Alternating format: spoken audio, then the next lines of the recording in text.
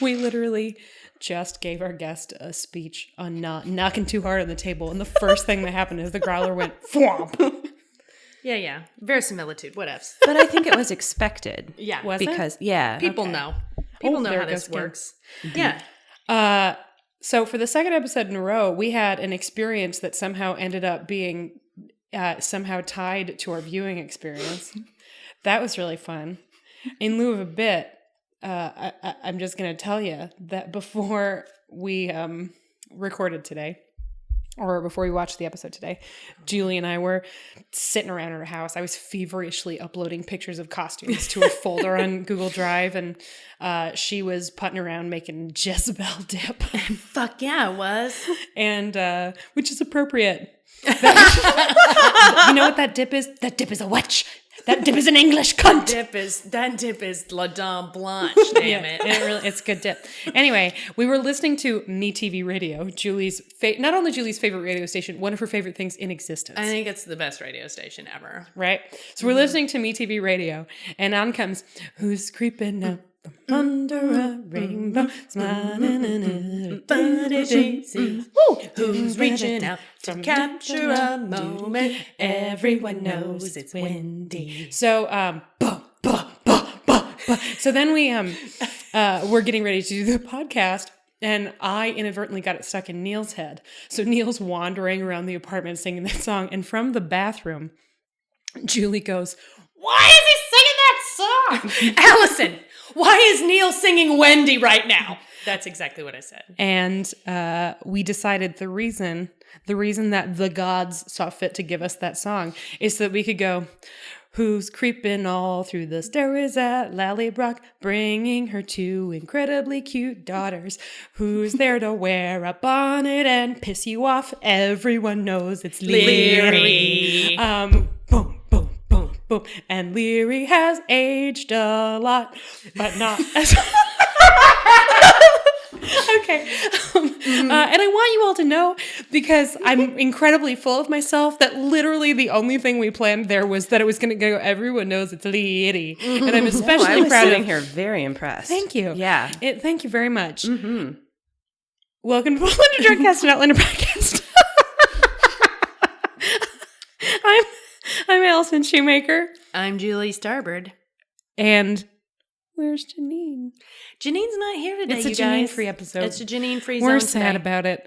I don't even know if he's going to edit this one. If he is... Just a minute. Leave it there.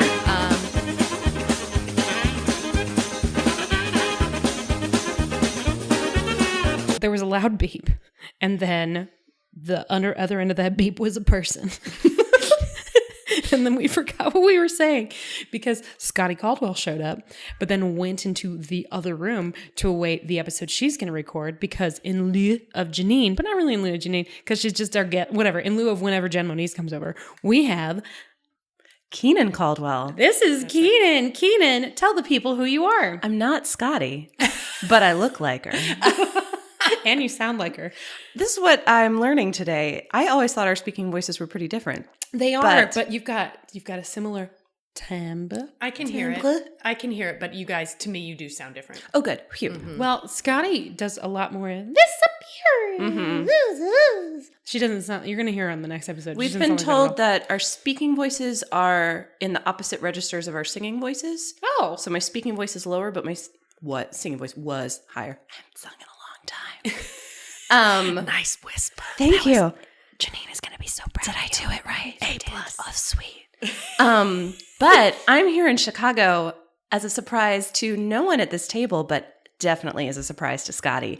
And what's more, I didn't spoil the surprise. It actually worked. So I'm very proud of me today. So and you know awesome. what? That's two successful non-spoilers. Yeah. Because Keenan didn't fucking know about Leary until Nell Hudson's name showed up in the credits. You suspected, though, yeah? I did suspect. As soon as it became clear that Jamie had married someone else, the venom with which Leary had been discussed in references to seasons 1 and 2, I mean, obviously accusing people of witchcraft and trying to get them burned is very, very bad. Agreed. We should make that clear. Yes. But I sensed that something else was coming on a somehow even more personal note. So as soon as her name showed up in the credits, I was like, I called it. Speaking of when names showed up in the credits, you guys, when Laura Donnelly's name showed up, these two bitches sitting next to me lost their shit. And it's not like we didn't know she was going to be on the episode. They both just started screaming, Jenny! I made Julie pause, go back so I could take a picture. I'm just always real glad to see her. Me too. Thank God. And I am sorry to tell you, I suspect that's a wrap on Jenny for the season. I'm sorry, I just made a really loud noise. Not for the show. Okay. But for the season. I still don't like when. Yeah. I mean, let's think of it this way. Let's hope that in her time away from Outlander, obviously Jenny will be back, but in her time away from Outlander, she just ends up doing like a metric fuck ton of other I TV hope so, and film because that lady is very good at her job. So Laura good at Donnelly? her job. Yes. Yeah. I think she's been in some play in the West End for a long time and been receiving like crazy rave reviews for it, which not surprising. She's real good. She's real good. So good at acting. All right, you guys, you ready? Here we go. Okay. Season 3, episode 8 of Outlander. Real quick. Yeah. We'll talk about it more later, but just as a tease for the other episode we're recording today, which those of you who are not on Patreon will get once the season of Outlander ends. It's going to be our first non-season content after the awards, probably. But Patreon subscribers will get it probably this week as our first big bonus episode that isn't a live show. So I'm really excited about that. But what we'll be talking about is costumes and a little bit underwear, because Keenan has a secret double, mostly semi-retired life as a lingerie writer. Yes. And it is cool as hell. Yes. What is your site? So I write it under a fake name, but come on, my secret identity is not really secret anymore. You don't have to out yourself if you don't want to. I don't care. Whatever. I just didn't want people at the office Googling me. And I don't think there's a lot of overlap between my office, the pervs who follow me, and Podlander Drunkcast. So I think I'll be okay. I'm going to tell you this. Yeah? You never know how those balls touch in that Venn diagram. Because those balls probably touch somewhere. My hope is that the place they overlap is there's one bitch in your office, one, who listens to the show, and fast forward, 3 days from now, and all of a sudden she goes, oh my God, I can't believe that all three of these worlds are colliding. That would be very nice. So my site is called Sweet Nothings. It's sweetnothingsnyc.com. And I talk about, I started because I was very interested in bra fitting, especially for those who are not model sizes, more particularly are of ample bosom. And yeah, it's been a really fun. I wrote for about 5 years, and I meet a lot of my mom's friends now who are like, oh, your mom showed us your blog. And I'm like, hi, this is me fully clothed. How are you? It's so nice to meet you. I love that your mom is very proud of She's that. very, go Frances. Love you. But it's great, but it's made me very, very interested in lingerie, and I've always been interested in costumes and how they affect performances. And Terry Dresbach is the light of my life and the joy of my heart. And she's just done a bang-up job, and I'm here to talk about historical underwear with the caveat that I am an enthusiastic amateur, not an expert. So anything I get wrong is on me. So that is one new Patreon perk that Patreon supporters patrons, if you will, will get ASAP. There's another one which we'll talk about at the end of the episode that's brand new. Anyway, for now, let's dive into #FirstWife. #FirstWife. This time the hashtag made some fucking sense. Thank God. It was also the episode title, which we recommended and we think is really the way it should be, unless it's something like The Print Shop. I mean, we understood that, but like, come on. Starting over? Nah. So the title card here was a snack spread for the gods, which reminded us of my coffee table in weeks past. This week, it was delicious, but it was slightly a meager, it was more of a meager offering Let's say it was more focused. Curated. It was minimalist, curated, and focused. 2 cheeses, a fruit, and 2 starches. Yeah, but it was good. We had some wine, but they had like sweet meats and some kind of pate thing and like fruit and that like like spilling off the table. thing. Ooh, that meat pie looking thing. It looked really, really good. Well, and and I think that What is was about? Hogmanay. Right, the New Year's. Of Because course. the little girl was the little Jamie looking motherfucker. Yeah. Wee June, who we'll talk about more later. She's not a motherfucker. I just thought it would be really funny to say that little Jamie looking motherfucker. And I was right. That was really fun. She really did look like him. Yeah. So we're watching the title card, and there's still, some titles going past and credits going past, and Keenan yelled, "Lady writer, lady director."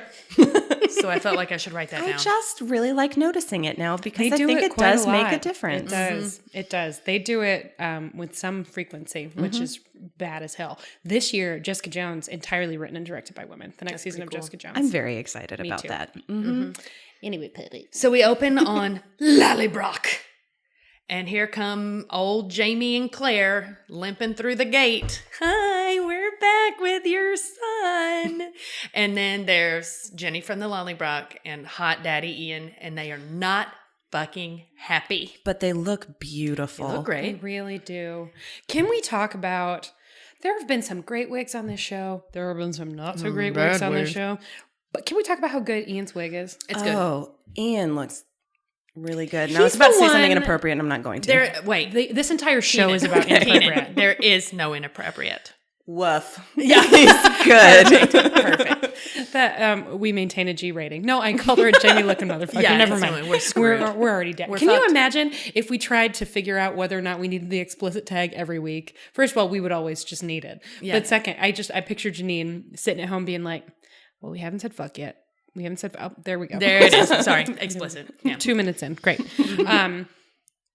Yeah, he looks real good. I also think of all of the people, he's the one they aged up most consistently or believably. Although when we get to a certain lawyer, Oh, yeah. Although it's kind of difficult because he was already kind of old. And then when you see him, he's old. And the wigs are But- misleading. Yeah. but Yeah. he looked older because of the actoring. That's why I'm so excited. Because he walked like this. The Tim Curry shuffle. Yeah. So we're at Lallybroch and their reception. Frosty. Yeah. Frosty reception. It's not good. Oh my God, that's the second Wendy related thing. Yeah. Frosty. Wendy's Frosty. Everyone knows it's frosty and chocolate flavor, and it is really cold in here. What? I wrote this down and I don't know why I wrote it down. Hit us. We 5. We, W-E-E. We 5. We 5? Because she rattled off all the grandchildren? Maybe she said maybe it had something to do with the litter of children running Well, around. Ian says. Oh, a wee fire. That's what it is. wee fire. Oh, there was just a Thank you. wee fire at the print shop that destroyed your whole business, and that's why you're here.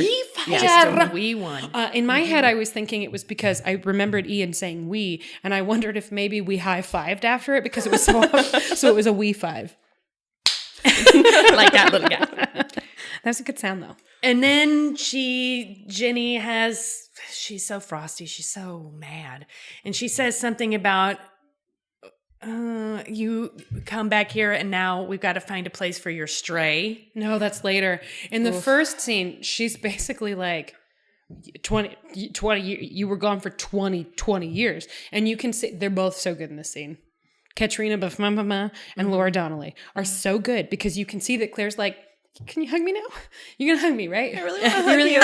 Aren't you going to hug me?" And she's like, nope. Not happening. And it's so layered because there are so many reasons to be confused and suspicious and angry. And I just think it's so good.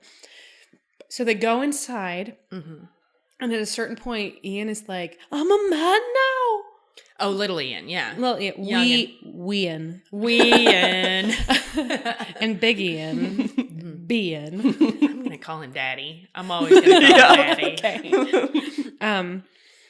Is like, how about you shut your mouth before it gets you in more trouble and go wait outside for me to beat on your ass? And he's like, no one understands me. And then he starts throwing shit around like Paul Rudd in that one scene in Wet Hot American Summer.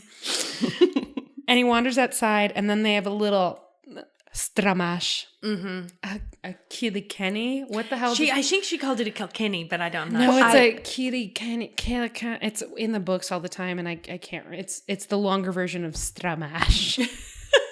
Cool. We fight. A fight. An argument. Ian is confused. Jenny is fucking furious. So mad. And she's mad at Jamie for taking their son. This is when the thing comes in, when she starts talking about the stray. Because Ian's like, I don't need to be here. I have a job in the city. I've been selling booze and getting caught in fires and also like putting my dick in somebody. And Jenny is like, excuse me, you were teaching my kid how to be a criminal? You had him selling alcohol and almost getting caught on fire? And Jamie's like, what? Yeah. So? He's He's a man now. come on. You know where my money comes from. And she's like, yeah, he's my fucking kid, bro. Literally. Because... You're my brother. Right. This is the only circumstance where you could say brah, Brah. brah, and it would be appropriate. I think I wrote down Brah. bra about 20 times Brah. in this one. And they get into it. This is She very just frosty. does such a good job, though, because when I think about Jenny, I think, oh, emotions are immediately on the surface. Like, she is just as fiery as Jamie. She's just as responsive. But Laura Donnelly never plays it where it's like, I'm angry and shouty. She will just kill you with frostbite. Like, She's the queen of, I'm disappointed. Yeah. Like that I'm shit. not angry. I am incredibly disappointed. That is the worst burn. Yeah. That's the burn that keeps on burning. But it's not even like a, you hurt me. It's, you know what you did. Why should I even bother to tell you? Right, It's and not it's- worth my time it's to not tell like- you how shitty you are. It's not like I want to punish you. I want to make you feel bad. She's just like, I'm going to make you very aware. Yeah, you're of going to what be you so did. uncomfortable. You're not going to want to be here anymore. And then I'm going to call your wife a stray in front of her. And then I'm going to call your other wife through old day telephone, which is sending your kid We'll get there. over 7 hills and down one road. Questions about that? Yes. So Ian's like taking off his belt to go whip the shit out of Ian. Daddy is taking his belt off to go whip the shit out of Ian. I'm really pleased with Ian. And then Jamie's like, hold up, brah. See, he can use it there too. Hold up, brah. Maybe we can chill and settle this over a basket of fries. Nah. He's like, I think I have a better way to punish him. And Ian's like, really? No, he says, you shouldn't do that. And Ian's like, no, I'm not going to. And he hands it to Jamie like, here's my belt. Go beat my kid with it. And Jamie's like, no, I got something better. And then we flash to Ian with his hands elbow deep in a cow shit and straw trying to put together. So is it like fuel or is it a roof or what is it? I think it must be some sort of like a roof or wall. I have no idea. I couldn't tell. I thought they said something about fuel. I thought they did too, but Yeah. Maybe it is. I have no idea. my 18th Here- century husbandry skills are really But it's lacking. definitely So poop with straw in it. There's definitely poop involved. and he there's- says it smells like the devil's asshole, which we can only surmise smells really bad. Yeah. Because that's like the worst asshole. It's because like charred human remains are coming out of that thing. Ooh. I thought I had something there, but I did not. You know what? You know what I bet? You know what I bet the devil shits? Hot ocean milk with bug croutons. Watch The Good Place on NBC. Seriously, real question. I might do a Twitter poll. Would any of you listeners watch a podcast called I don't know, The Drunk Place Goodcast, a Good Place podcast? Because Julie and I are thinking about it. Let us know what you think. Anyway, so this is my first in the book of the day, because in the book, the beating part for real happens. So this is Does this Ian whole, do it or Jamie? Oh, Jamie does it. This whole shit. Sorry, thing guys. is greatly condensed.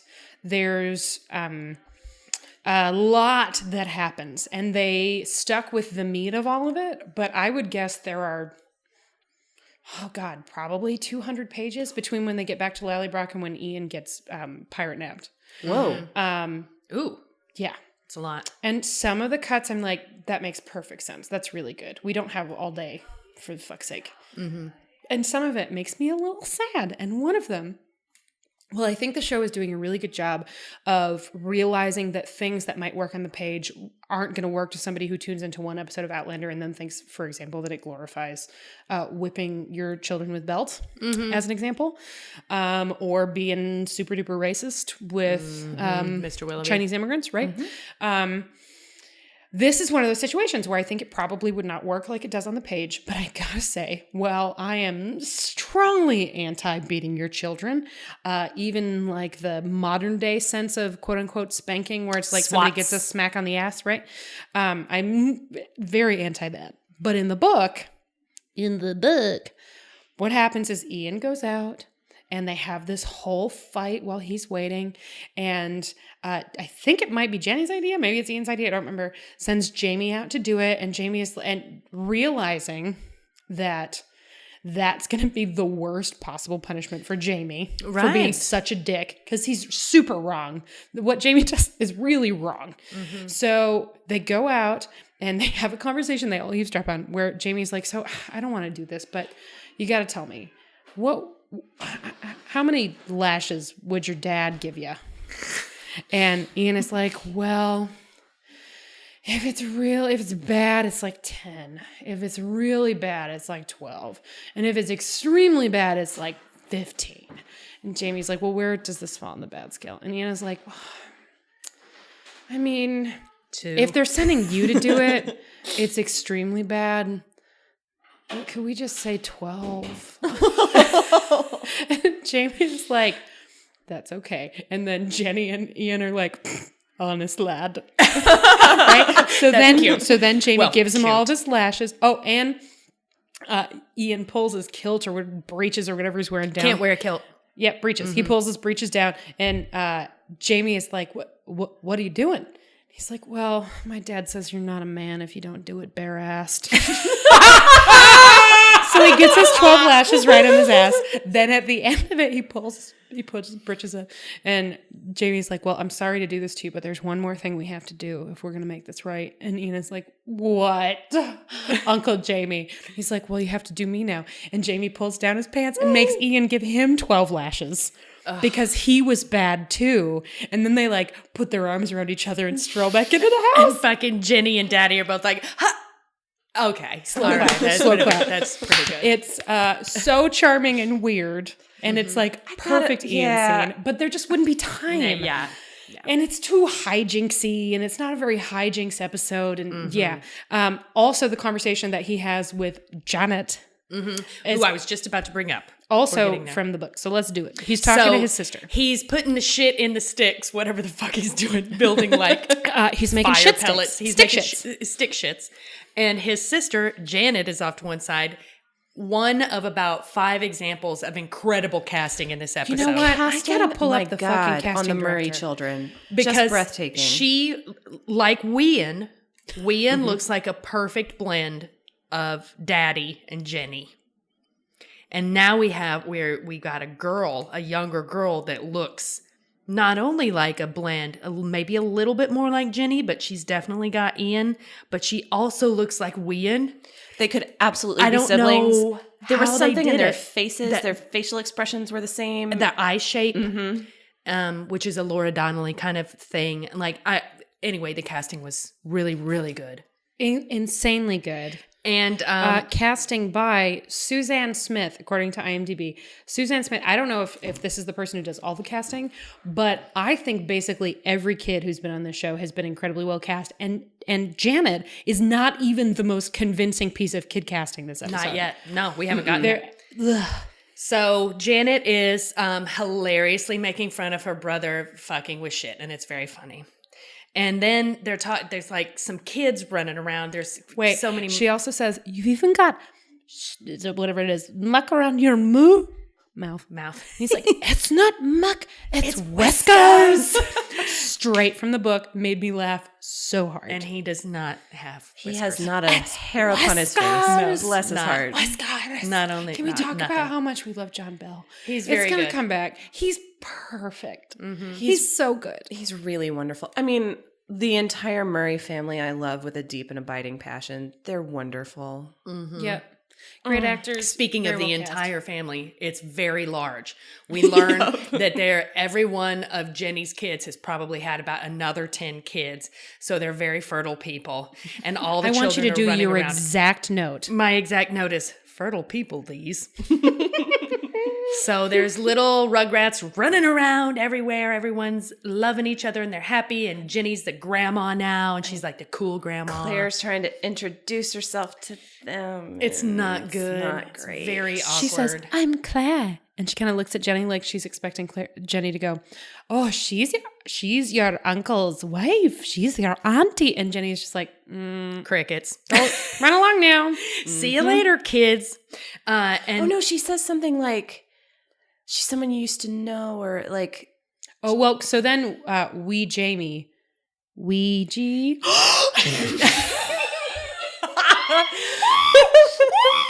So Ouija, we're not going to see him again for a long time. he's like 20 now, right? Come on. He's a dad. He's got several kids, like a lot of kids. And she says, "I remember the last time I saw you, you couldn't see, you were barely tall enough to see over a wash bin." And then what does Jenny say about it? Jenny says something. He's married now and he's got kids of his own, and also give me that baby and go ahead outside. No, she says something specifically about Claire. It's something like, "Oh yeah, Claire was around briefly then." She doesn't she say used to live at Lallybroch. She used to live at Lallybroch. It's not she's your Uncle Jamie's first wife. It's she used to live here. Somebody you used to know. Somebody that you used It's to like know. a gotcha burn. So, and then Oh, it was rough. there's a scene between You're skipping the sickest burn. Jenny and Jamie. No, you're skipping the sickest What's the burn, sickest which is burn? that Ouija. You know, it's when I bring out the Cookie Monster laugh, I've definitely had some alcohol. Ouija hands his bairn to Jenny, and Jenny's like, "Oh, I have so much to do. How the fuck am I going to do all this when I'm carrying this baby too? Oh my God." Claire says something about like so many mouths to feed, whatever. And Claire's like, "Oh, well, I mean, I can take the baby if you have stuff you want to do." And she says, "Oh no, we wouldn't want to confuse the bairn with an unfamiliar face." Oh, yeah, that's right. yeah. Stranger face. Woof. Damn, Frost. That might be the second sickest burn in an pretty episode. frosty. I want to give a little shout out to, I'm so sorry. I don't know if I even remember this particular listener's real name. I just remember her Twitter handle because we had a little thing about Doctor Who today. But running_Outa, who our listener who ran a marathon in Scotland recently. By the way, cheers to you. You are amazing. No dick rock untouched. Included in a little tweet that she sent to us today about this episode, included the hashtag sick burn Jenny. Oh, So yeah. I was prepared for some sick burns, but good Lord, she makes Fergus look like an amateur. Yeah. Wouldn't want to confuse the baby with a stranger's face. It was so frosty, but you could also tell like Hurt. she's so hurt. Yeah. So hurt. She's real sad and mad. Confused, suspicious. Oh, Jenny. And then it's a conversation between the siblings. We got Jenny and Jamie. And she's obviously very mad. And then she just straight up says, "You got 2 wives, son." Oh, because Jamie's trying to give her parenting advice. Right. It's really rough. Jamie's trying to give her parenting advice, and she's like, "What? You're an expert on parenting now?" Not knowing exactly how much that would hurt. Right. Because she doesn't know about She either doesn't of his know about kids. any of those She doesn't know kids. about William. Oh, God, she doesn't that know about... reminds me. Why didn't she tell her? Anyway. So she's like, "You got 2 wives. If you told Claire about your other wife," and of course everyone in the world is like, duh. Book readers already knew. I knew because it was spoiled for me a long time ago. Keenan was a little bit like, I figured there was another wife. Well, they said so at the end of the last episode. And also, I'd listened to Spoilerlander, so I mean, je suis spoiler. Well, maybe we need to change it to Spoilerlander now. I like Je suis spoiled. Well, since somebody else is macking our game. Well, BuzzFeed. Fuck them. That's the that is literally the only one where I think there's any chance that it's just a coincidence. That one is the one where I'm like, that might actually be real. Because BuzzFeed does, I should say this straight up, BuzzFeed does some incredible journalism. The Adam Rapp story last week, like they've done some incredible journalism. And then also sometimes they steal jokes from people on the internet. Yep. Like that is another thing that they do. So while Daphne the Stars intern is a fiction, a funny fiction, it is entirely she, though? possible that Daphne the BuzzFeed intern is real. Especially because that's like, I thought it was like BuzzFeed Australia or something. Anyway, maybe we need to be Spoilerlander now. That's going to break some hearts. I think people really What if enjoy we're Je suis Spoilerlander? There you go. Yeah, nobody's going to use that joke. Don't spit it up. So Jenny straight up is like, That was the sound of me trying to laugh and breathe while I had beer in my mouth. Jenny straight up, so you're going to tell her, right? You haven't told her? Why the fuck haven't you told her? When you're going to tell her? You're going to tell her? You're going to tell her, right? Why don't you just tell her? And also, you suck. And he's like, yeah. And then she's like, why didn't we hear anything of her this whole time? And then Jamie straight up doubles down on the colony's lie. And he tells it very convincingly until Jenny destroys him at the very end. When she says, I went into the woods with that woman looking for you. And I don't think that if she had lived, she would have ever stopped looking for you. And everyone in the room's like, the yes, Claire I true. kenned would never have stopped looking for you. Right. So, like, who is this woman? Yeah. Basically. Burn. This is a big and incredibly smart change from the book. So Jenny is always suspicious. In the book, Jenny is the one who gets leery. Jenny is reluctant to talk to Claire. But when Claire shows up, they mostly like stare at each other and then cry and hug a lot. Okay. And then I like this later better. they Yeah. have a conversation where Jenny says, well, she does have that vision. I always knew you. I'll save that for later. Anyway, all of this, that particularly the Claire that I knew would never have stopped looking for you is great and so true. And It it's is like, true. and it's the part of the lie that doesn't hold water. Yeah. Because the thing you can't say is, well, she went back to the future because if she had had my baby here, she probably would have died. Because she probably would have died. So she had to go back to where she had somewhere she could take care of a kid, and that was where she needed to go. It wasn't going to be safer here. She went back there, and that's how she thought it was. And it's just, yeah. I wrote down, Claire would never stop looking for you, quote, Jenny, dunk. Because that's what it was. It's true. And also, is there anyone alive who can lie to Jenny Fraser Murray? I don't think so. You can't lie to that lady. She She's actually, too smart. she says it later. When she's like, I can tell from your eyes you're telling the truth. So she There's scares me. truth in what you say, not telling the truth. Yeah. Right. Because She says there's you're like, also hiding there's something. truth in it. There's but truth in it's there not- somewhere, and it's coated in a big pile of whatever that shit Whean was fucking with earlier. So then we go, it's not the bedroom, right? It's the living room where Claire and Jamie have their That's big the scene. bedroom. Is it really? Because it's like... There's a bed. They're sitting on the bed. Isn't it a common... No, okay.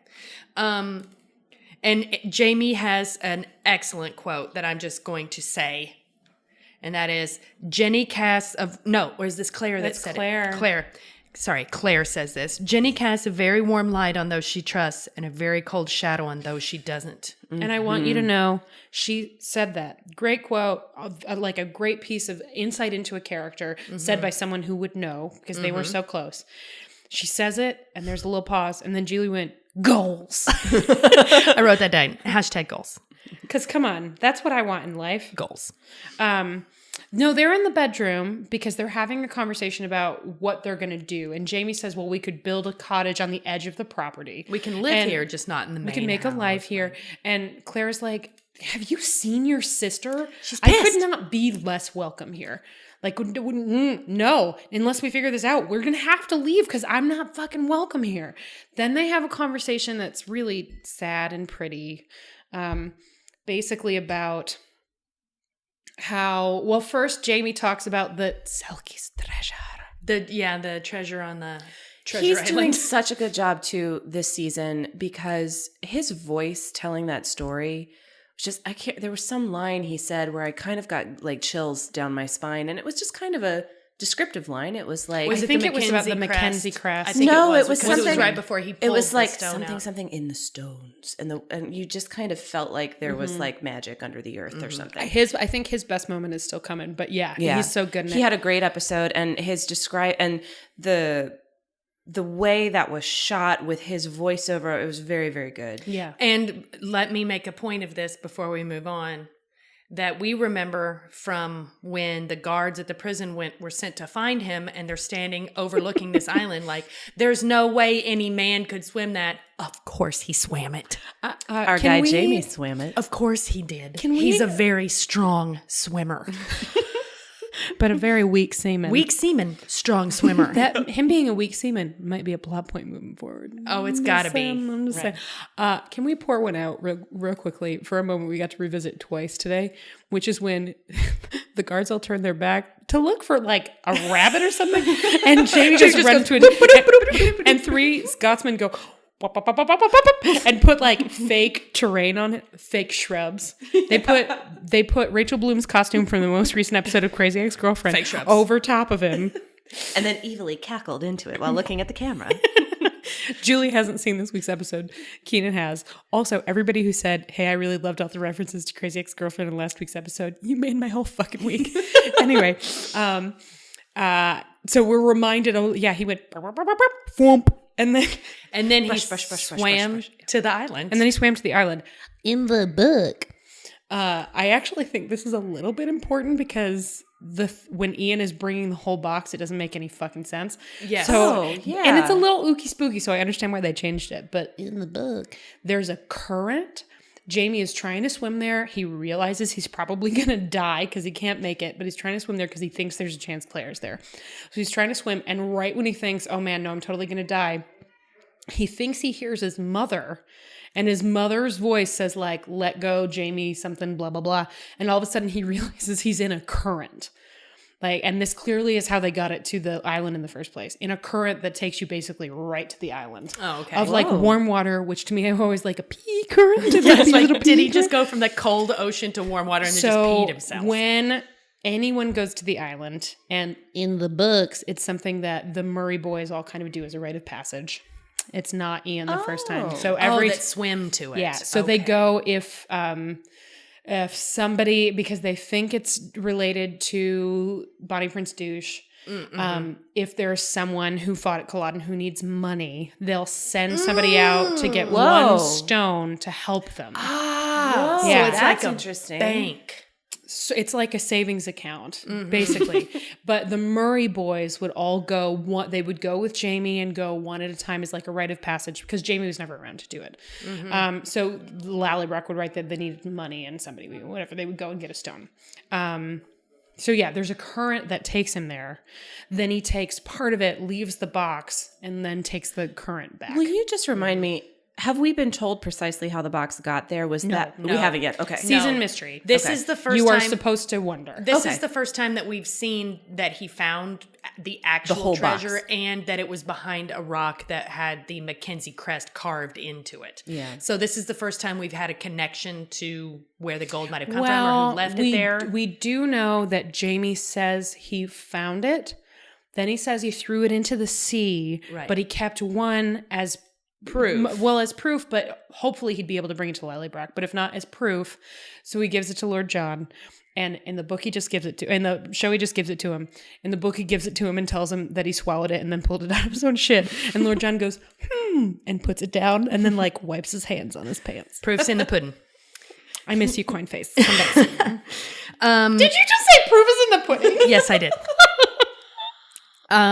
So this flashback is all happening while Claire and Jamie are having a conversation about a chit chat. Like what She's were the like 20 in her years 90 like? and- He's talking about the reason why he went to Selkie Island the first time is because that crazy guy that died that he was translating said that there was a white Duncan witch Cudd. there, and he actually hoped that maybe Claire was there, which is ridiculous on so many levels. I mean, Claire makes some very strange life choices. You never fucking know. Solid point. But that For all he knows, there could be a stone circle on that island. Oh, I don't know. So the reason why he went there originally was that he thought he might see Claire again, and then he finds the jewels, blah, blah, blah. And then we flash back to Claire and Jamie in the bedroom or wherever they are in Lallybroch, still having this conversation. And Claire says, there was a time in my life whenever I heard birdsong, I would imagine that it was your voice. And Allison was like, prison bird, explained. Really? I mean, I think it's really smart. That's thinking...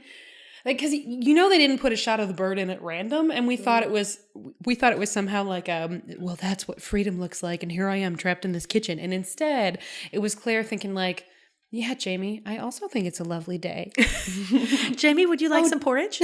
Oh, Jamie, I don't know. I guess I'll go grocery shopping, but if you want to come here and fuck me, we can do that instead. And then the bird is like, cheep, cheep, cheep, cheep, cheep, cheep, cheep. And then she's like, but you don't have a penis. And the bird's like, peace, and then flies away, and Claire gets really sad again. Anyway, I think it's interesting. That's a show choice, and I think that it's an interesting one, even if the dialogue right there is a little bit clunky. But then there's another bird conversation, because Jamie mentions... Oh, hold on. So you said Prison Bird Explained, and then Keenan's response to that was, this is your job. It made me laugh really I just hard. needed people to know that. And then we go into the gray lark She's just very good at it, you guys. explanation. And are gray larks, are they a different bird than a mourning dove? Or are I they have the no idea. same bird? Because we have mourning doves, and they pair for life. And you see them together in little couples, and they're always together. But I think that that's not specific in the bird kingdom. I think that I think eagles mate for life, penguins mate for life. Do geese? I always thought geese did. I don't know if geese do. Gray lark showroom, Chicago. That is not helpful. No. Gray's lark, species of lark, found in southwestern Africa. I think that's not it. But Jamie... Grayandlark.com. This is not you. Maybe he didn't even say gray lark. Maybe we heard... He did, I but think it's a gray lark, but who knows if that means like one kind of bird that nobody else calls gray larks. Point being, there are it's a bird that mates for life, and if you kill one, you have to wait for the other because you have to kill it too, because that's the main thing. That shit is straight from the book. I think it happens later, but yeah. Because they will grieve themselves to death.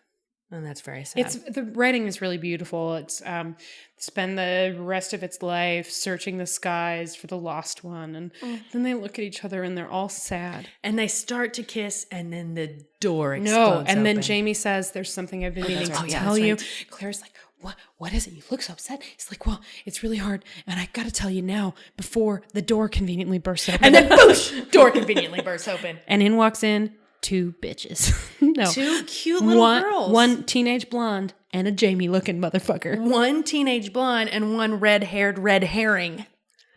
Very good. Forget that. She's a fucking good. red herring. It's the best. So you think, oh my God, Jamie has another kid. I genuinely was sitting, because I haven't read the books, was sitting there thinking like, this bastard. I know. It's been going on and on. Oh, I didn't get to be a dad. Well, they're calling him dad. It's very clear this is your daughter. Daddy. Also, once again, another example of incredible casting in this episode. It's insane because These 2 girls she were good. does not actually look that much like Sam Heughan, but does look like what another show would go for if they were trying to cast somebody that look It makes me feel a little bit like they were trying to cast young Brianna, and they found somebody who actually looks like if Katrina Bafama and Sam Heughan had a kid, and they used her, but there was somebody who was almost that good, and they were like, bookmark it next year. Yeah, she's Right? coming back. It's just like almost. And then the older teenage daughter Looks just looks fucking like very Nell Hudson. familiar looking all of a sudden. We're like, why do I recognize that maid face? She does have primo maid face. I feel good. I feel like I know something. And then Jamie is very surprised to see these 2 children. Daddy, who's that woman? Oh, woof. Claire is In not her happy. 90s, so not happy. And her then- shift. And her chef. And then boom, along comes Leary. And then along comes Liddy. You know what's funny? Is it's the other association song we were talking about. Oh my God. We were talking about Wendy. We were saying everyone knows it's Liddy. But then along comes Liddy. And though she's speaking very fast and sometimes in Gaelic, we don't really understand her. That's what the other shit was Except better. when she says the word cunt. The word cunt. Which she does straight up use about Claire. It's a very explosive fight scene. Leary is like, "You're my husband, you British cunt." It's like that. And So Claire it's the witch looks go back to the terrified hell you and came from. horrified and just, surprised and I mean, really good acting from everybody in this scene. It was awful. Claire looked like she might drop to the floor dead. Yeah. She looked completely freaked. Jamie gets Leary and the girls out of the room, and Claire, we don't see this for a minute, but we know Claire is not right. And it's not okay. It's not right, and it's not okay. Jamie goes down to talk to the youngest daughter, Joan. the red-haired red herring. Yeah. Leary has 2 daughters. And this would be a good time to remind people who haven't read the books that Leary's name is spelled Laoghaire.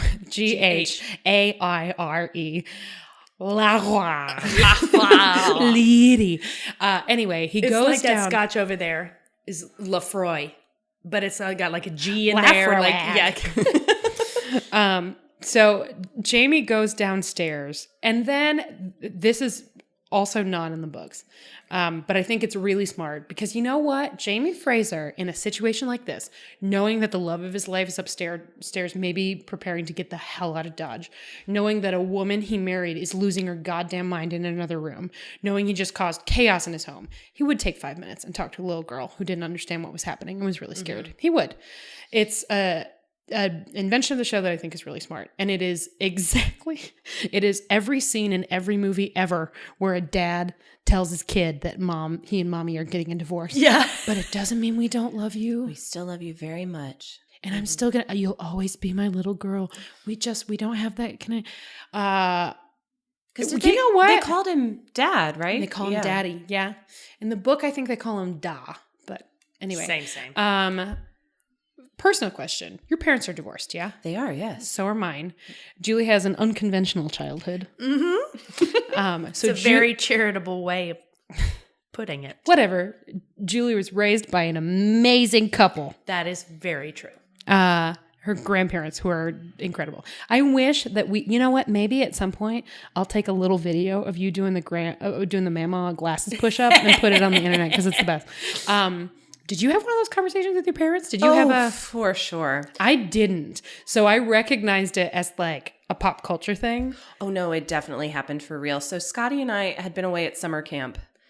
And we knew when we were getting home from summer camp that the next day we were getting our wisdom teeth pulled. Oh my God. So we were really bummed out about coming home from summer camp, but it was okay because the fourth Harry Potter book had just come out. Mm-hmm. So we were going to read the fourth Harry Potter book while we were recovering from getting our wisdom teeth out. So we get home from summer camp, we're exhausted, we're dirty and tired, we're sad to leave all of our friends goodbye. And then our parents set us down the night before the surgery. Guess what? Bad. So, well, it's a funny story because it does sound like, hey guys, come on. But on the other hand, we were going to be disoriented and confused for a week anyway. Right. And probably eating a lot of ice cream and Jell-O and watching a lot of movies. So we just sat around miserably for a week, confused on many fronts, and read Harry Potter. And, that wasn't the worst way to find out. Mm-hmm. I mean, but there was definitely the conversation. We both love you very much. We are still a family. It's going to look different, all that kind of stuff. Mm-hmm. I'm not sure there's a better way to deal with the fallout from that conversation than reading the fourth Harry Potter book. Because you know what? Goblet of Fire, that was the longest one at the time. That's the best one. It's a good one. It's a really good one. It's a really good one. It's my favorite. It might be my favorite. It's in my top of my list. Is it in your top 7? Sure. Yeah. I can get it because there's 7 books. You get it? Oh, by the way, spoilers for Harry Potter. Hey, I didn't say anything about anybody dying. There were only 7 books, plus 1 play, and several fake textbooks. For now, hey, JK, call me. But yeah, so that conversation is both a trope and a reality. I think it's a beautiful scene, honestly. And it was lovely. As it turns out, Sam Huon, fucking great with kid actors. Good with kids. Because that little girl in the scene where they were rushing in, I was like, oh boy, man, that's rough. And then in that scene, she was wonderful. Mm-hmm. And it's a lot like when a couple of scenes with Willie, I was like, oh boy. And then every time they had a scene one-on-one, he was great. Mm-hmm. Yeah. And also you could tell that this little girl, aside from the child actor, the character, preferred Jamie to her mother. Like you could kind of feel that she was scared and sad. She was scared and sad because she had been there before. She had been there maybe, I don't know if she was the first or second husband's child. Yeah, I have a book question. Do Leary's 2 daughters share a father, or are they husband 1 and husband 2? It's a little foggy for me. Okay. I am fairly sure that they share a father, and I think father is husband 2 because Leary's first husband dies at Culloden. Okay. Oh. So she gets married not that long after Jamie and Claire Vamoose, and he dies at Culloden. Gotcha.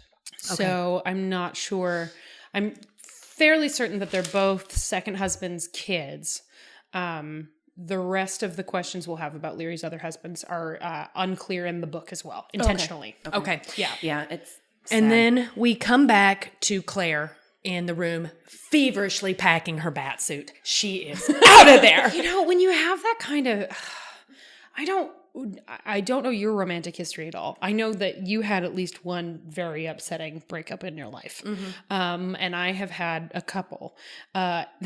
There's a thing that I don't know if she's doing it intentionally, but I was like, that looks familiar, where you can tell that somebody is having the worst day of their life and they're trying really hard to get the shit done they need to get done so they can get the hell out of a bad situation while trying really hard to not have diarrhea. Because they're so upset that their guts have turned to water, basically. And she was running around. It was like, I gotta go. I gotta ignore the song my body is singing me. Like I gotta pack all this shit that I made on my sewing machine to bring me back in time, and then I'm probably gonna die when I go through those stones. And also, I love my daughter, and I do not have time to shit right now. And so Jamie comes in. This is happening, and he's like, "Whoa, whoa, whoa!" And she's like, "No!" And she unleashes on him a little bit, like, "You were married. You didn't tell me. What the fuck is wrong with you? Look at those kids. Look at those kids. You have children because of the red herring." She goes, "Look at that red hair," and he's like, "I'm not the only redheaded man in Scotland." And Allison's response was, "Not the time, brah." It's not the time. Not the time for your smart remarks, bitch. Good joke, but not right now. So I want to talk about this scene for a minute. I thought there's one thing that I hated about this scene, and everything else I basically loved. Like, it should be messy and complicated and upsetting, and it should be confusing, and we should have a conversation about the shit that happens at the end of it, which is in the book. But not quite the same way. You can understand how those two people would work through something that big by with sex, right? Like they would somehow, this outburst of anger and grief and shame and remorse and love would result in somehow all of a sudden they're fucking or almost fucking. You can understand two people that physical. You can understand how that would happen. But the one thing I hated, tell me if you can guess it. I think I can guess. You guess. Is it the music? Yes! Yes! Yep. Because when it started, we were like, oh my God, it's the hijinks music almost. It was the hijinks music. I was going to say that. And the fight after the dinner and it's like the music they use when something is so uncomfortable. But somehow we're supposed to be okay with it. It was the same as like the field hockey game music. Yeah. And I thought otherwise, apart from that, and obviously I love the music in Outlander. I think it's great. Me too. Apart from that, I thought it was so well directed. And what you were just talking about, you understand that for these people, it's going to be messy and complicated. And maybe an observer would be like, this is not the way to solve this argument. But for these people, I thought the scene was directed and acted so beautifully, and things progressed. You understood what was happening. But the rollicking music behind it, geez, well, wasn't good. The other time that I think that music was used was at the end of the fucking dinner party, where Mary comes in and she's just been raped and she's having a panic attack, basically. Let's fight with knives and kick some shit. Yes, let's fight with knives and kick some shit. It was like that. And it was like, oh, yes, they're fighting, but that doesn't mean we need it to be scored. We need to be able to hear what's happening and if you're going to underscore it, just really simple, or sad. Just sad, absolutely. Like a low drone underneath maybe, or I don't know, just something, because it's not not fun. And I get what they were going for. I think it was an attempt to build up to the end of the moment, which is legitimately funny. And wonderful and great. But I think it was a mistake to assume that we couldn't think that was funny without being cued in advance that things were going to be funny for a second. Right. Yeah. So they fight, they scrap, they fight, and then they fuck. And it's like he kisses her, she slaps him, he kisses her again. And there's a lot of grabbing in a way that's really gross, because it's hard to forget how much bigger than her he is. And she tells him no at one point. He's got her pinned down, and that's not very cool. Which, by the way, if somebody you're married to comes at you and you say no and they insist, that is sexual assault. So, and we shouldn't ignore that. Just because then it becomes a consensual thing, complicated but consensual thing, does not mean that Jamie is not really fucking in the wrong there. He's really... But I don't want to skip past the 20 years of baggage. This is the second 20 years of baggage fight they've had in 2 episodes.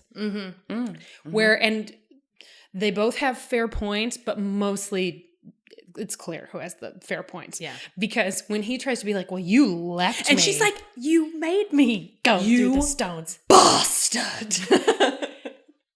What is fucking? And what's a sadist? Because I would have died. I gladly would have died. You know what? Your Katrina Bafama impression is pretty solid. Thanks. That's Only good. when she's really mad. It's really, and I think his best moment in the whole episode is in this scene. No, yeah, it's this one. When I wish I should have written down the exact line. When she's packing and she says something about you should have told me and it was a lie. He gets this look on his face like he's just gonna explode. It's maybe my favorite Sam Heughan moment in the whole series is this one moment in this scene. He's very good in this scene. They both are. I think it is great. And then Jenny throws a bucket of water on them like they're fucking dogs in your front yard. You got to turn the hose on them. And it was beautiful and wonderful, and I loved her all over again. Thank God for ending that shit, because we were all a little bit pissed that they were immediately fucking. And I wouldn't have been pissed. Music. I wouldn't have been pissed if it wasn't for the music. It would have been, we still would have talked about it a lot, but the music was super duper wrong.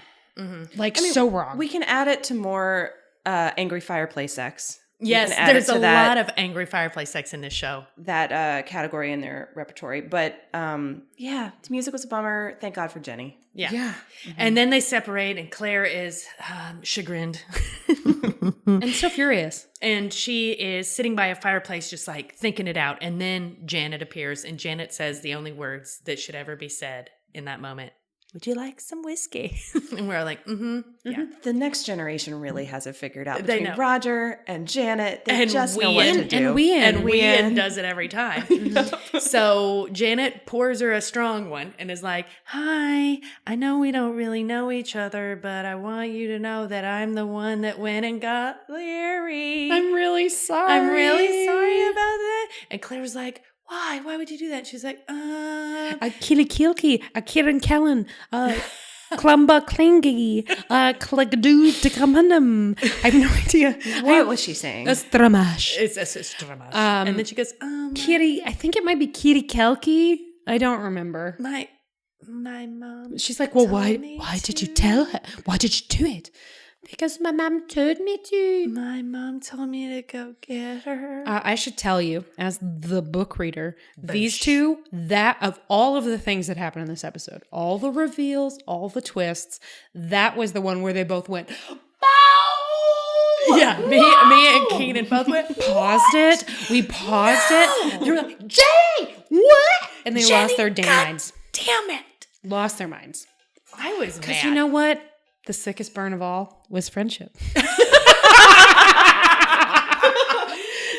So we're like, oh, crap. And then somehow they are all dressed and about to leave Lallybroch. Well, presumably it's there's a conversation at some point that Jenny and Ian have that I where Jenny is like, well, she's cleaning up all the shit that they broke from their sex fight. Well, there are two because there's the scene with Ian where she's cleaning up, and then there's one she has with Jamie where she's like, Claire is getting ready to sleep in the living room, and Leary left and whatever, and they have a little brief conversation that's super upsetting. Then she has another conversation with Ian where she's so pissed, and she's obviously doing that thing where you start ranting about something, expecting your partner to be like, yeah, I know. I agree with That you is the 100%. I've got your back. And he's like, I hear your prayers, bitch. I hear what you pray for. Right. Oh, that scene was lovely. Yeah. They're so good. They're so good. He's like, you pray every night for Jamie's happiness. And you know he hasn't been happy, and here's his chance, so get it together. And you won't give it to him. Yeah. And you can see in her face, she goes, and then she folds a napkin while telegraphing in her mind, you're right, Ian. fine. You're right, God Daddy. Damn it. Daddy, God damn it. God damn it, Daddy. Let's have makeup sex. So then Claire and Sam are about to walk out the gate of Lallybroch. We can only assume that they're going to go make their life somewhere else. Oh, no. Whatever. She is getting ready She's to leaving. leave. Okay, so it's her He's leaving. there. She's packed. She's got her bat suit on. She's got some So many pockets, like Bag 300 now. like pockets. a leather sack. She's going back to She's the like, Stones. no, I'm leaving. I don't. And then she references something he brought up.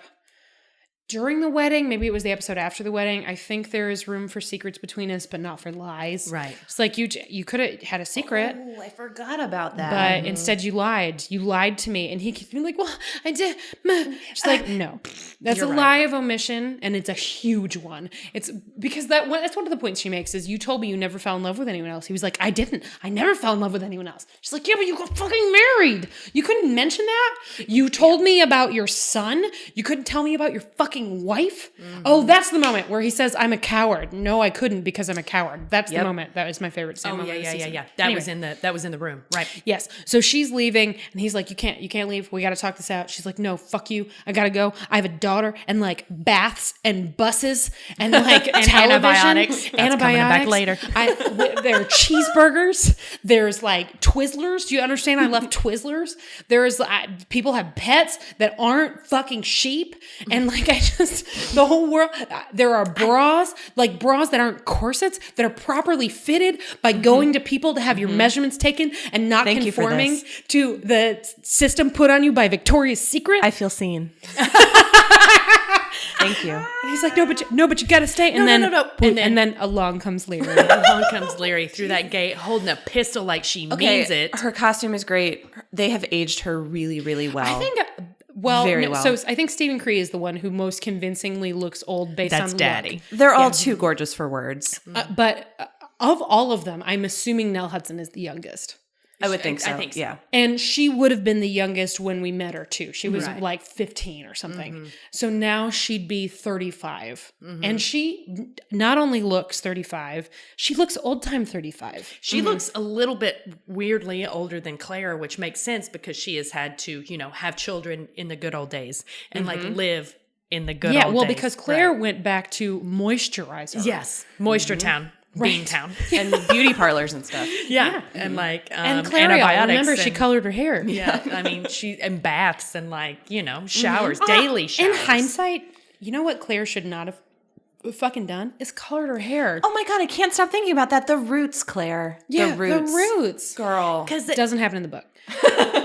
Because her hair's going to grow out and people are going to to be like, what the fuck is that? Right? And what a great point. Why wouldn't you want to look at least somewhat convincingly older if a bunch of people you knew 20 years ago are going to be like, well, you look exactly the same. Your gorgeous raven dark hair. Wetch. Burn her. So, speaking of burn her, Leary comes through the gate with a fucking pistol, ready to go. And as we recall from the episode where Jamie is the stupidest he's ever been, except for maybe all the episodes where he didn't tell his wife about his other wife, where he shot a gun at a bird. Yeah. As we remember, owning a firearm in the Highlands is illegal. Crime. Like a very serious crime. Guns, kilts, and dignity. Those are the things against they weren't allowed to have. So Leary screams a lot of things about, he's mine. You're not going to take him. I've come to protect what's mine. And is pointing a gun at Claire. Right. And then Jamie is trying to calm her down. He kind of wiggles and himself kind of in front of wiggles Claire. his way in between. We have now been living together for many months now. Please calm down. And it was not perfect, but you were mine. And then what makes her like freak out and pull the trigger? I think she's just having a nervous fucking like she's very angry and upset. I don't want to prescribe mental illness to it because honestly, pretty much anybody in that situation, particularly someone who's, as we'll talk about later, been traumatized by a relationship in some sense previously, it's understandable they would have an outsized emotional reaction. It's not understandable they would bring a gun to their outsized emotional reaction. We do not see the calm, scheming Leary in this scene, who once told like a perfectly crafted lie in front of the witch trial jury or planted an ill wish. We do not see that Leary. We see a Leary who's so broken and just, I hate to use the word hysterical. What's a better word? But just her emotions are at such a heightened fever pitch. She's all it's all out there. There's like nothing. I actually holding her think in. hysterical is the right word, it? and it's society's fault that we feel like we can't use it. That's because true. It's a very loaded word. when you say hysterical about a woman, often the person saying that is a man, and they're an asshole, and or they're a doctor in the olden times getting ready to do Like, terrible. oh, you're having a feeling, you must be hysterical. Right. This is more like starving hysterical naked, right? Like this is like a It was Ginsberg very hysterical. naked emotion going on here. And even though I don't think it's obviously not healthy emotion, God, it was rough. I don't like Leary, but man, I felt for her in this episode. Well, as we talked about in our brief Instagram live thing today, it is an accomplishment and worth noting, both for Diana Gabaldon and for the show, that they're willing to take a character who is not likable and quote unquote likable and make them somewhat more sympathetic. Just through virtue of their lived experience. You can say that person has had an incredibly difficult life and you can understand why they would react this way, but it doesn't make it okay. It's not right and it's not okay. It's not but it is at least a little bit worthy of sympathy. She pulls the trigger accidentally and boom, shoots Jamie in the shoulder. It's like 4 degrees removed from if she sneezed and the trigger went off. Yes, that's kind of, it's like that. Yes. And she shoots him in the shoulder. She's Full of horrified, buckshot. runs away. You know what? Well, Claire pushes her away and then she runs, Oh, that's right. Claire's like, fuck you. And then she's horrified and runs away.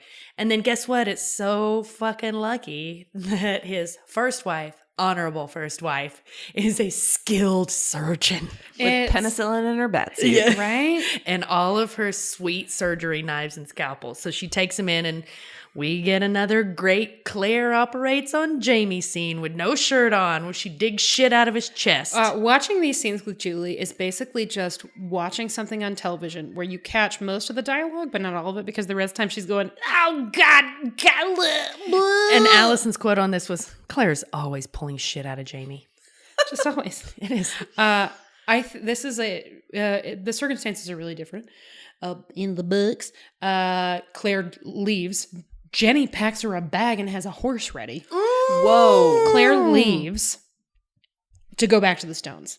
And then like a day later, I think she sleeps before it actually happens. A day later, Wien catches up with her and is like, you have to come back. You have to come back. You have to come back. She's like, no, get out of the way of my horse. I don't want to trample you, but I will. He's like, no, you have to come back. You don't understand. Jamie's dying. And she's like, the fuck? Fine. And then entertains the notion that he shot himself on purpose to get her back. Whoa. Which he didn't. But Leary shows up and shoots him. So Leary shoots him either way. In the books, shoots him probably purpose. intentionally. Whoa. In the arm, it's still in the arm. He still gets a fever, and when she shows up, he has a fever, and he's talking to her like he's going to die, and she gives him the penicillin and whatever. All of that is mostly the same, but it's, again, over a much longer period of time. But her accidentally shooting Jamie when she's meaning to shoot Claire is an invention of the show that I think is really smart, because it makes more sense. It does make more sense. Yeah.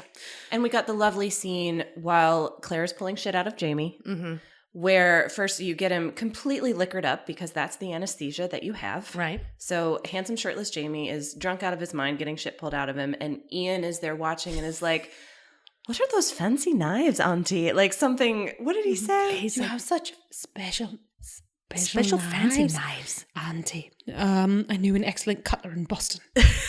But he's calling her Auntie. Yeah, and it's very and she sweet, and mentions- my entire heart melted. She mentions that he's the only one that's done that, so that's cool. And you can see him go like, well, I mean, you're awesome. He clearly loves her. You're I think honorable he's- first That's when he wife. gives her the whiskey. It's great. Yeah. It's a great He's This like- is it. She hands her the bottle and she's like, no, he's had enough. He's like, it's for you, It's Auntie. for you. Look at what you've done. Well, and he makes a no duh face. He's like, it's not for Uncle Jamie. Look, he's passed it's out. for you. And we were trying to decide whether or not he was passed out from drinking, or whether or not he was passed out from pain, or whether or not he was just meditating. And Allison's quote was drunk or meditating.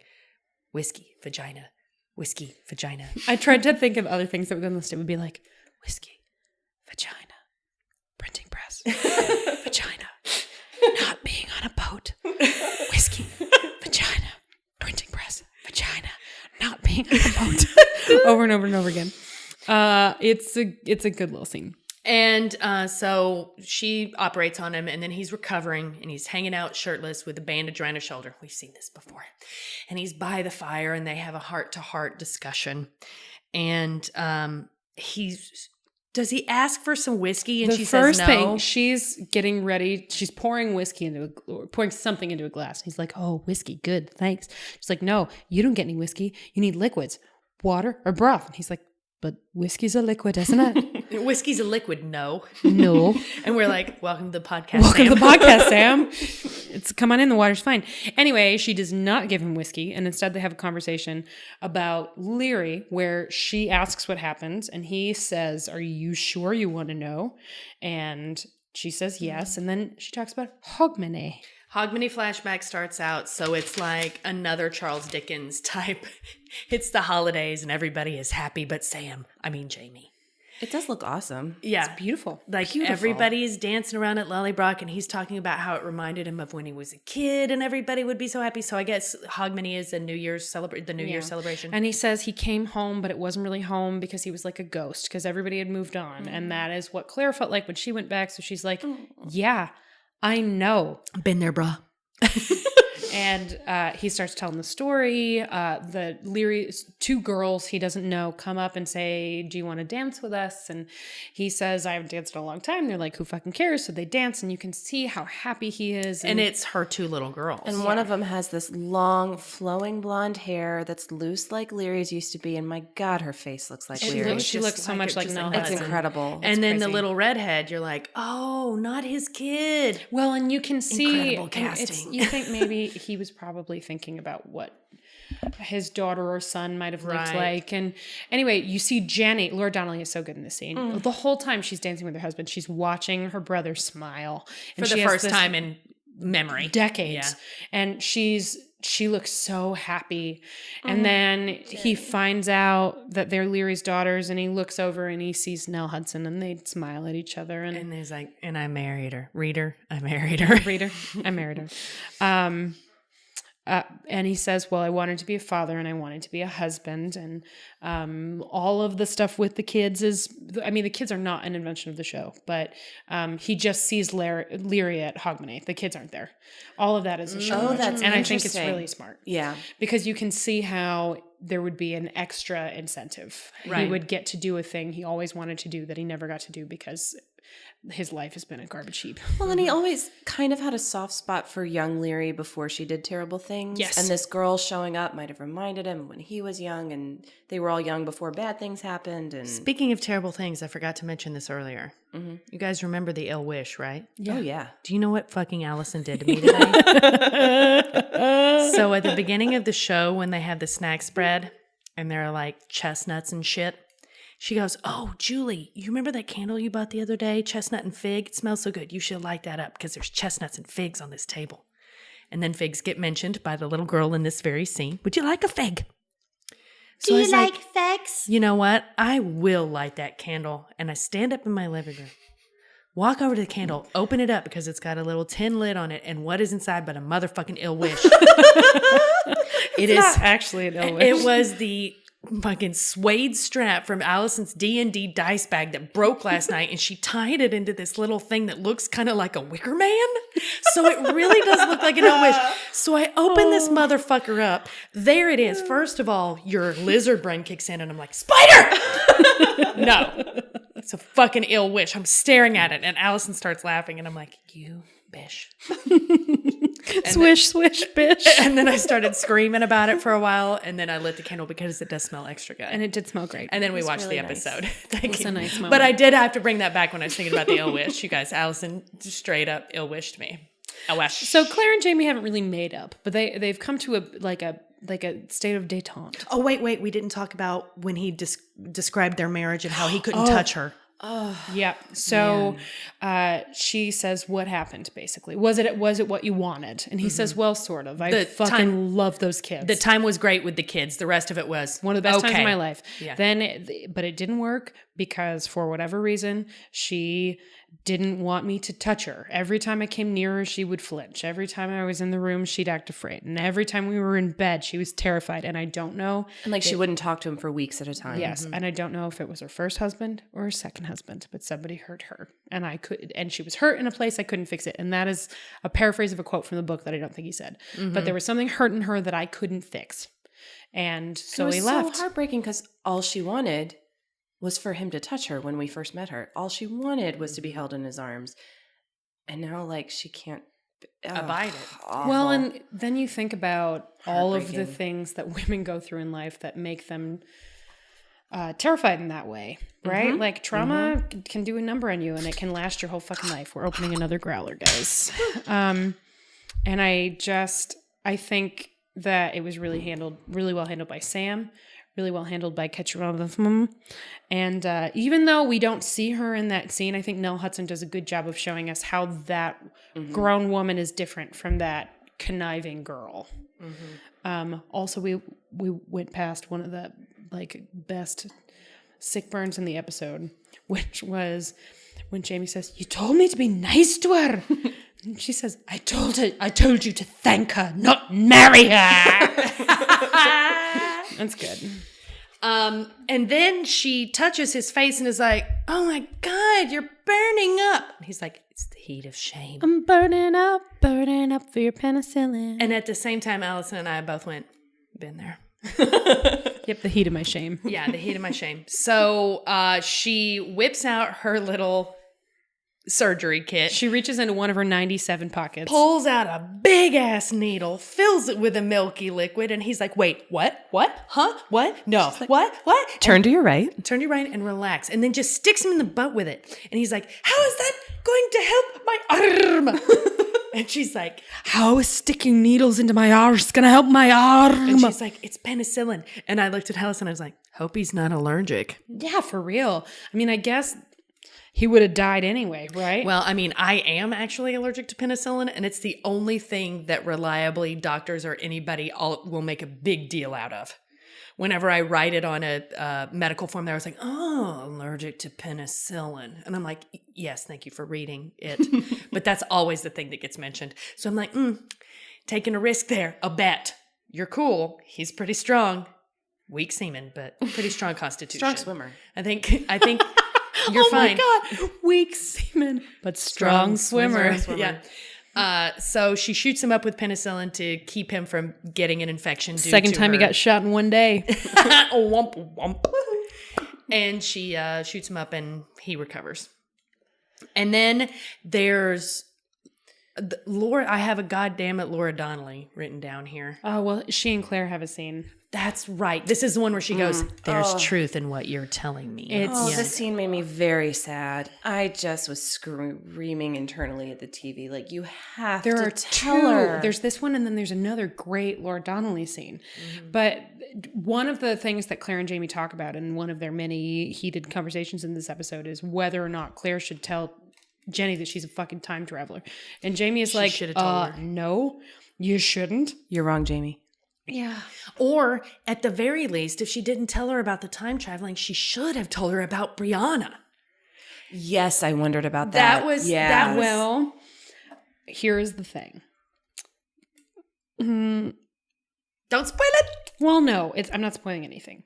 I think just like it's really hard to explain why Claire would just disappear for 20 years and not write home about it. Right. It's very hard to understand how Claire would have a kid by that's Jamie related to this family and not let them know. like keep them apart. Yeah. Right. Like it's like not have her and there with her. And because she can't summon Brianna, what is she going to do? Say like, "Oh yeah, I had a kid, but I never told you about." Yep. I mean, I guess you could say I had a baby, but it died, or I did have Jamie's kid, but we miscarried, or something. But instead, she says, "Did you have any parents?" When she's talking about Frank, and Claire goes, "No." It's like, I didn't have any children with him. Exactly. Which we do believe that Hawkeye Jenny should have been like, "Zh?" Well, Hawkeye Jenny knows that something is up. Yeah. Oh, for sure. Yeah. Yeah. And then all of a sudden there's a knock at the door. Who is it? it's a lawyer. Oh, shit. You're getting served with the finest Ned Gowan. I was so glad to see him. Oh, it made me so happy. He has appeared. He is 93 motherfucking years old. And how do you get to be that old back then? And he says, I never got married. I'm like, you know what, Ned? It's a quick little scene, but it is just wonderful. And Claire is so glad to see him. Oh, she's and he's so glad to happy. see her. Right. And then he has been summoned, as we remember, by Jamie to figure out how to get out of his marriage to Leary. And because he literally actually was married before, that does make his marriage to Leary null and void. But now Leary's coming back with need for support, alimony, whatever. She's asking for a lot of money, like 20 pounds plus 10 pounds a month for maintaining her lifestyle, which I gotta tell you, fucking Pete's stove and a 2-room cabin does not need 10 pounds a month. Well, yeah, but also £10 a year, but still. yeah, That was a lot then. That was a lot, but it was also not that much. I mean, these people basically live on potatoes and like whatever of their beloved animals they can kill. Mm-hmm. So it seemed a little it's spite. Yeah. It's oh, spite. absolutely. And then they bring up, well, she shot him. So, and they're like, oh, guns are illegal. What can we do there? And they're talking about how they could bring her up on charges of owning a gun. And Claire's like into this. And Jamie's like, no, man, I'm not doing that. And Claire's like, what? And he's like, I'm not doing that to those kids. And she's like, all right, fair. fine. Damn it. We won't deport her to the colonies. Mm-hmm.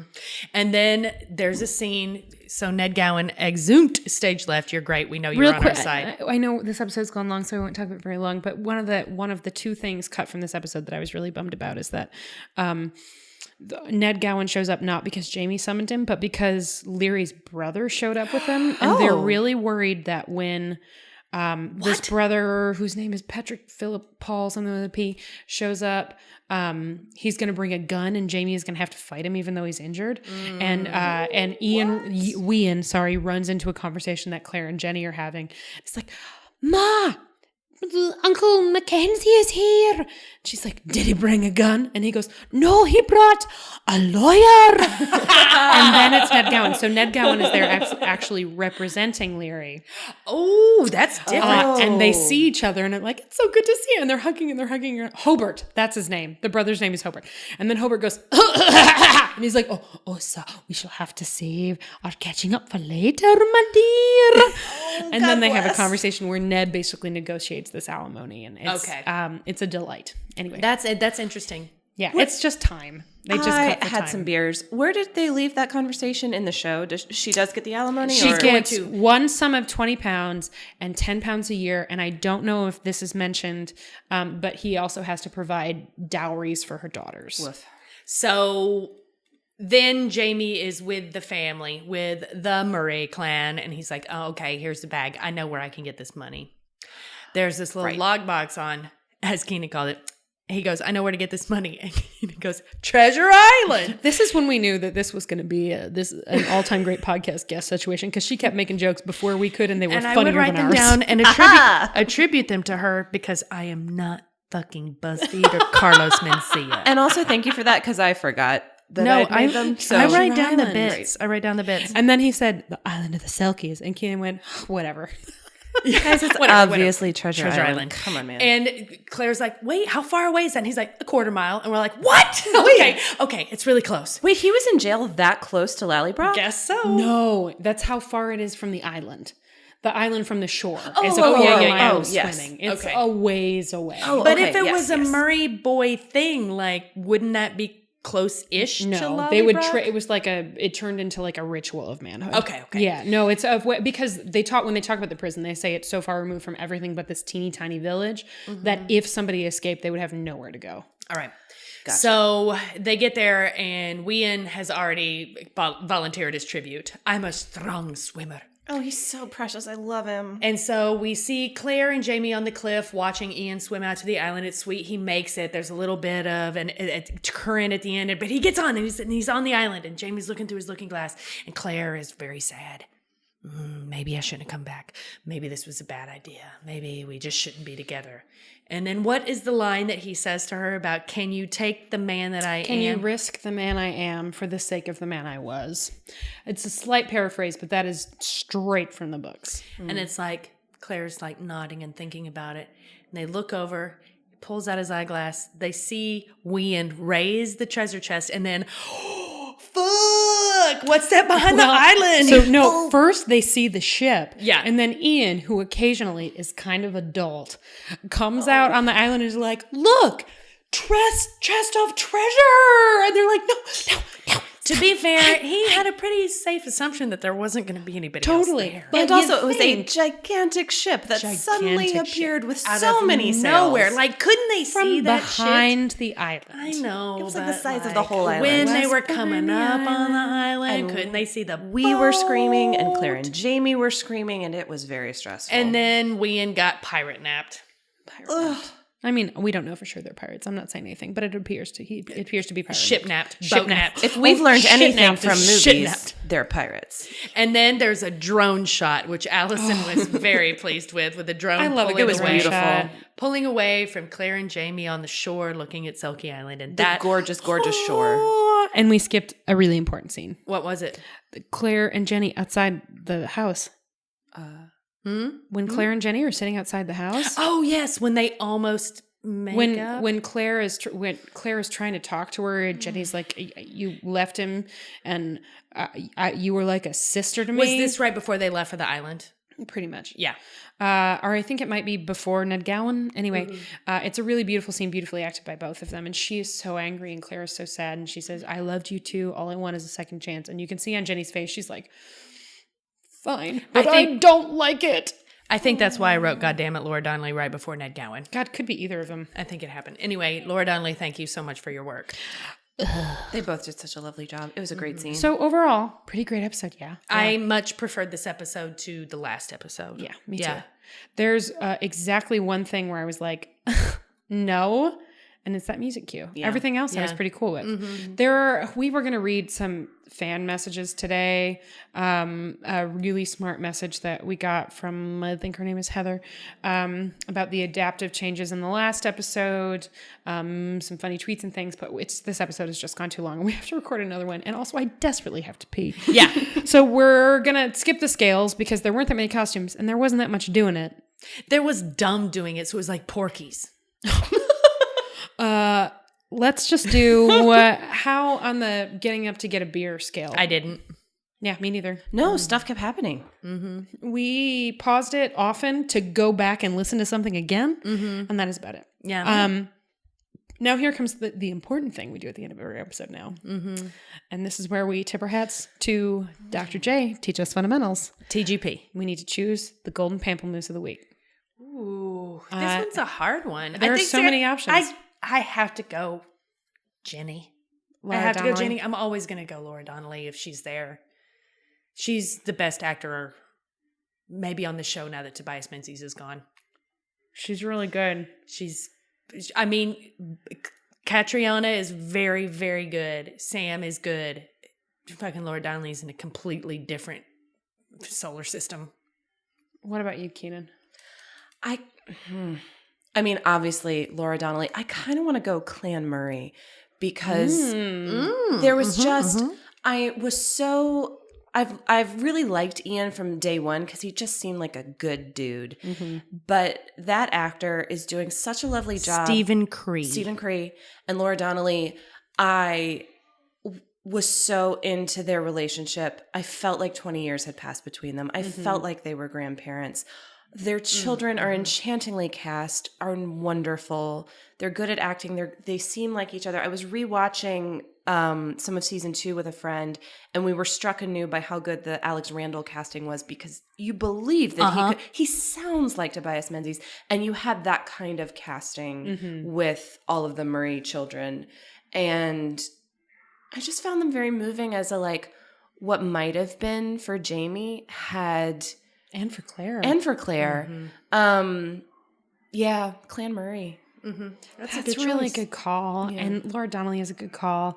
And I feel like at some point we have to pick Katrina, who's probably actually the series MVP, especially So now. far, for sure. Yeah, she's been especially wonderful. now that Tobias Menzies is left. It like probably would have been pretty close between them, but now that he is left, she's like the series TGP. So maybe I'm okay to just let it ride for another week, content with her being to like bing on top of the pyramid, and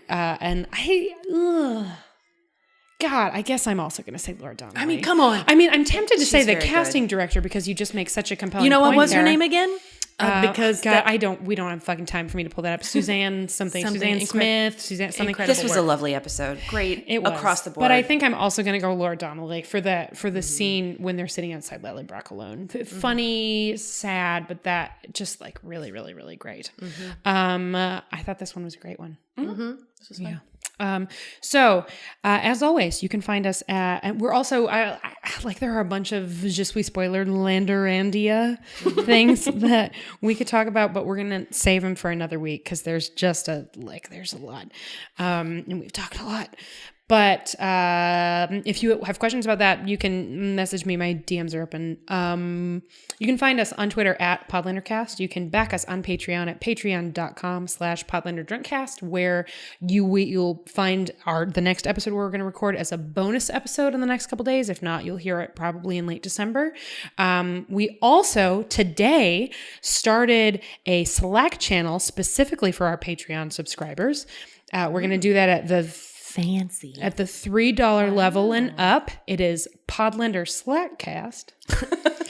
So if you're a Love you Patreon guys. subscriber and Very want access, you'll be able to message us, tell us what email address to use, and you'll have access to a chat situation where you can chat with me, Julie, and Janine about the show, about anything you want. We're hoping to build a similar community to the really lovely one that sort of happened all by itself on Twitter. Keenan will be there too. Yeah, you can chat with sure. Keenan. So you can find us there. You can also follow us on Instagram via my account. I really should take care of that at some point. But we do a little Instagram live thing every Sunday that is at Allison Shoe, which is also my Twitter handle. You can find Julie at Julie Starby. You can find Keenan at Sweet Nothing NYC. You can find Janine. May she rest in peace. Oh man, she's coming back. She's coming back, man. At Pagel_Aaron. And you can follow us on Facebook at facebook.com/PodlanderCast. For now, thank you so much for listening. We will be back next week for ship hijinks, adventure on the high sea, Adventure on the high hopefully some seas. bucking. And for now, thank you so much for listening. Bye. Bye. Hey everyone, we were so excited to have Keenan on the show that we completely forgot to list our beloved patrons. So as a last little, coda on this long and silly episode, we want to say thank you to Yvonne Kaiser, Ann Gavin, Katie Kirshner, Amanda Newton, Beth Flock, Heather Moore, Ruth McCormick, Trish McCrary, Kara Marlowe, Catherine Galindo, Kiki the Wise, Flourish Root, Molly Layton, Dr. J, Friday Payton, Jen Lander Drunklin, and Kathleen Moniz, as well as all of our other wonderful patrons. Hopefully we will be chatting with you all in our brand new fancy Slack channel soon. Lots of love from a relatively sober member of the Drunk Cast since it's 10:44 a.m. on a Monday. Bye.